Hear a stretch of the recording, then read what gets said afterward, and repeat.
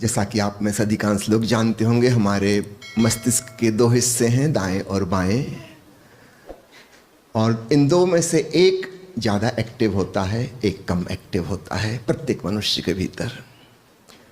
तो ऐसा तो नहीं कहेंगे कि एक बिल्कुल ही निष्क्रिय होता है, लेकिन तुलनात्मक रूप से एक ज़्यादा सक्रिय, एक कम सक्रिय होता है, और उससे हमारे व्यक्तित्व का निर्माण होता है। एक हिस्सा बौद्धिक है, गणितीय है, मैथमेटिकल है, लॉजिकल है, आर्गुमेंटेटिव है। दूसरा हिस्सा आर्टिस्टिक, कलात्मक, भावनात्मक। दोनों के फंक्शन बिल्कुल अलग अलग हैं।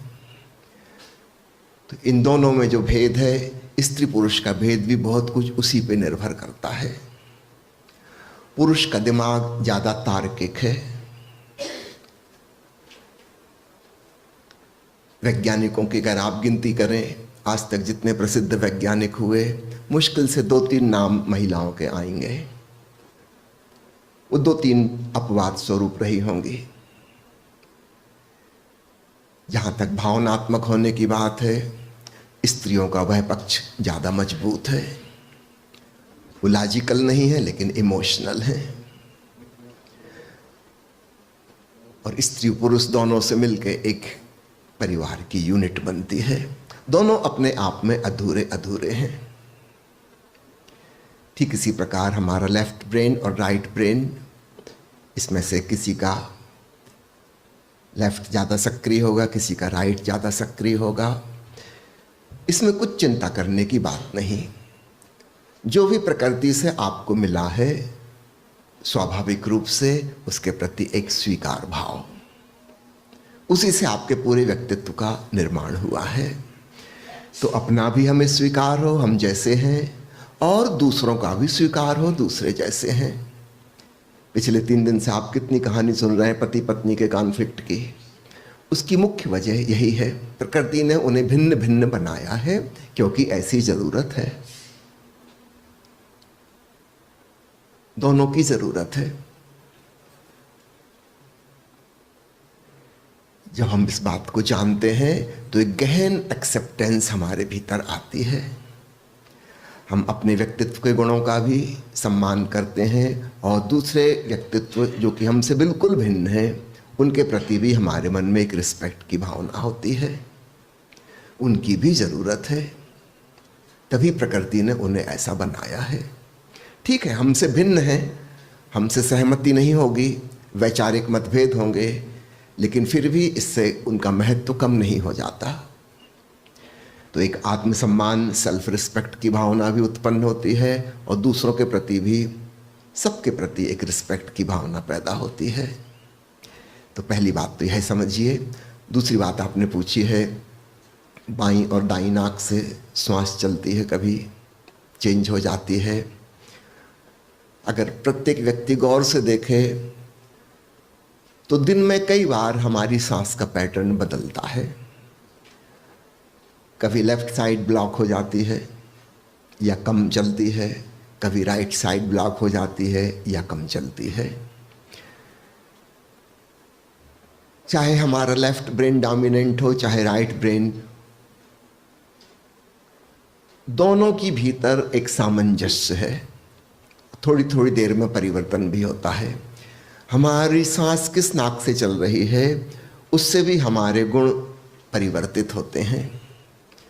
इसलिए योग की भाषा में दाईं तरफ से जब श्वास चलती है तो उसको सूर्य नाड़ी कहा गया है।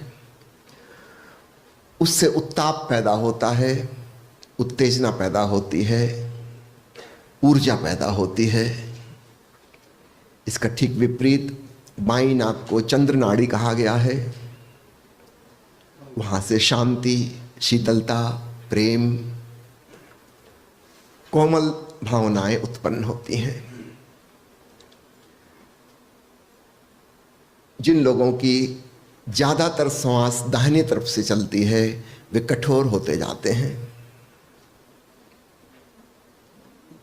जिनकी बाएं तरफ से ज़्यादा चलती है, उनमें कोमल गुणों का ज़्यादा विकास हो जाता है। सामान्यतः हमें दोनों ही गुणों की जरूरत होती है। कभी इसकी भी जरूरत पड़ती है, कभी उसकी भी जरूरत पड़ती है। बारी बारी से हमारी श्वास बदलती रहती है। फिर भी गौर किया जाए, ऑब्जर्वेशन किया जाए, रिसर्च की जाए तो पता चलेगा कुछ लोग दाहिनी तरफ से ज़्यादातर श्वास लेते हैं, कुछ लोग बाईं तरफ से ज़्यादा लेते हैं, और इससे उनके व्यक्तित्व के गुणों का अनुमान लगाया जा सकता है। ज़्यादातर पुरुष दाहिनी तरफ से ज़्यादा श्वास लेते हैं। उनके जीवन में कठोरता होगी, उनके जीवन में हिंसा होगी। दुनिया के सारे युद्ध आज तक जितने लड़े गए हैं सब पुरुषों ने लड़े हैं। वो दाहिनी तरफ की श्वास ज़्यादा चलती है। महिलाएं चंद्र नाड़ी से ज़्यादा श्वास लेती हैं। उनके जीवन में प्रेम होगी, करुणा भावना होगी, दया होगी, ममता होगी, कोमल भावनाएं होंगी।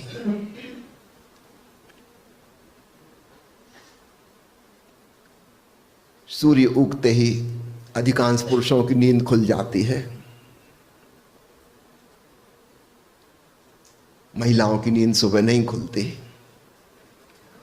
उनका ज्यादा संबंध चंद्रमा से है। स्त्रियों को रात देर से नींद आती है,